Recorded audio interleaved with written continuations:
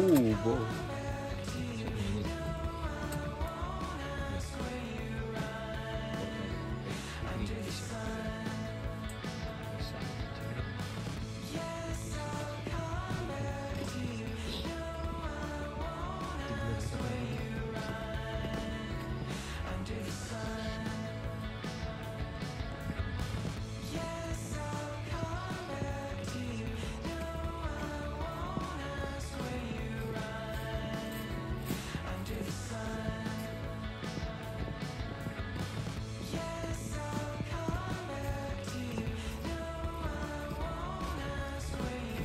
Yatin muna ta.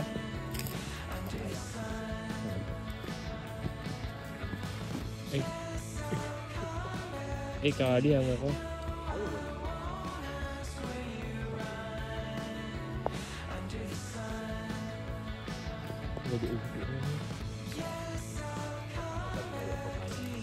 Ay mga lakat po yan ko mo.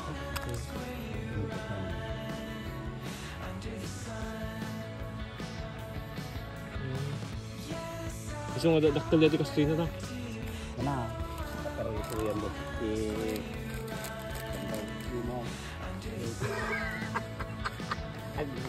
Kamtuk batik sang kapiri nga wa.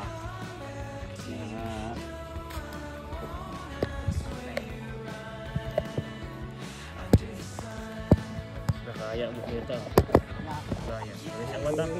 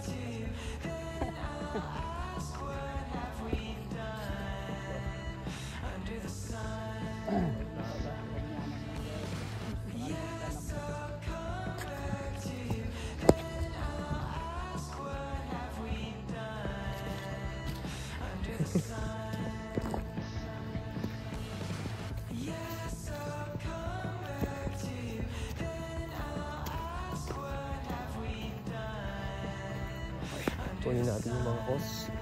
So another day again sa farm. Ito yung gawain natin dito sa loob ng farm. And ito na yung mga mais.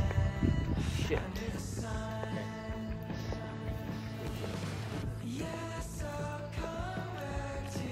Buhay farmer naman tayo ngayon. So it's all good.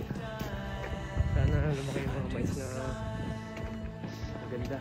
Yung bunga nila, hindi yung kasi may mga maliliit pa dyan. Medyo late na kasi. So ito, kita ko sa yung mga tumok. Ito yung tumok. Tumok. Ito yung mga mais ko. Yung mais ko.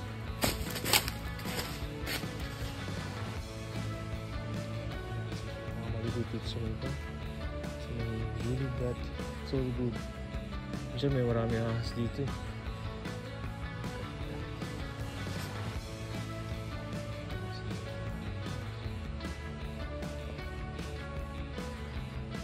Ganda. Let's go. Tumukulit. Uri siya ng saging na medyo malaki. Green, di siya di yellow. Hindi mo napapansin pagka pwede nang kainin. Kaya lalagyan pala ng ganyan kasi masyadong mabigat. Yung ibang mga saging kasi maliliit. Kaya ng mga ganyan, big sa taas. Puso ng saging na yun. Sarap. Let's go!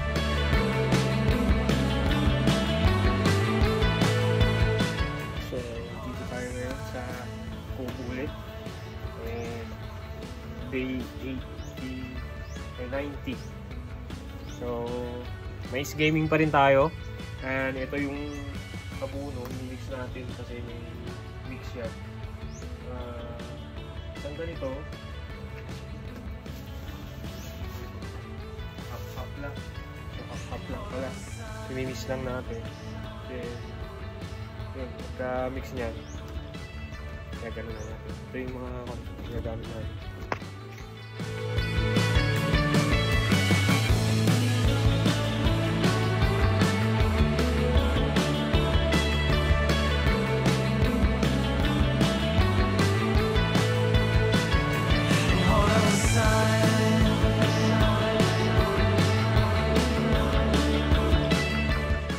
Ayan, tapos na natin mag-mix ng mga mga buno. Sunod natin gawin is ilagay naman natin yung mga hose para pagkatapos maabunuhan, ilalagay na natin yung hose.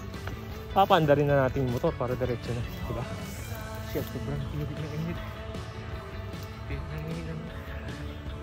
That's all good. Ito yung hard. Pero pagdating ng panahon, pag na-establish ko to, malaking reward. Bibigyan ka ni God ng mas magandang mga gagawin. So, establish this and let's go. Yan. Abuno. Ito yung triple 14. Triple 14 siya kasi meron siyang total nitrogen na 14%. Tapos, meron din siyang phosphorus na 14%. And meron din siyang water-soluble potassium to eh. 14% tapos sulfur. So, ibig sabihin yung mga chemicals na nandun na namimix. So, every chemical ng may percent na parang may percent siya sa isang bag na yun nga, parang natutunan ko kay tatang, parang sabi niya is para sa pagpapalago ng bunga. And gusto mo namang mas lumaki yung halaman, 4600 naman yung gagamitin mo. Ito yung recommended naman na gamit dun sa pagpapalaki ng mga yung pagpapalago ng stem niya, yung mga ganun. So maraming matututunan dito. So hindi lang about sa pagtatanim, pero kailangan maging chemist ka rin. Alam mo yung mga percent ng mga ilalagay mo dun sa yan. Ngayon kasi mais yung ginagamit natin. So may kinausap kami kanina na magpaabuno, pero hindi naman siya sumipot. So naantay natin mga bunuhan nito lahat, maglagyan ng ganun nga yung triple 14 tsaka yung ammonia para mas lumaki yung one. Yan meron na silang flower eh. Parang yun. Nagsisimula na rin lumabas. Oh. Ibig sabihin yan, pag lumabas na yung mga ganyan, sunod na rin yung bunga. So kailangan natin ng patubig ulit. Tapos abuno para mas malaki yung bubunga niya. Mas mag-i-start yung paglabas ng bunga na talagang malaki. So yung mais na to is around 100 plus days para sa ani niya. So ito siguro nasa second month, mid na lang siguro ng at December lalabas na yung mga bunga niya. So ito doon and doon sa part na doon, tapos ito nandito. So ito lang yung araw-araw ko ngayon. And may konting deliveries tayo ng frozen, everything. And ito, natututo ako dito sa nature. So it's good. And almost 2 months na ako dito. So makikita nyo lagi nandito ako sa Kubo. Din si Ruby, yun yung pangalan ng van ko na ginagamit ngayon dito. Dati pinandi-deliver ko yan sa First District, pero ngayon medyo matumal ngayon yung process. Pero tuloy-tuloy pa rin tayo, walang quit. And everything will be fine. God will provide every day. Diba? Smile lang. So, let's go. Mix tayo ng abono.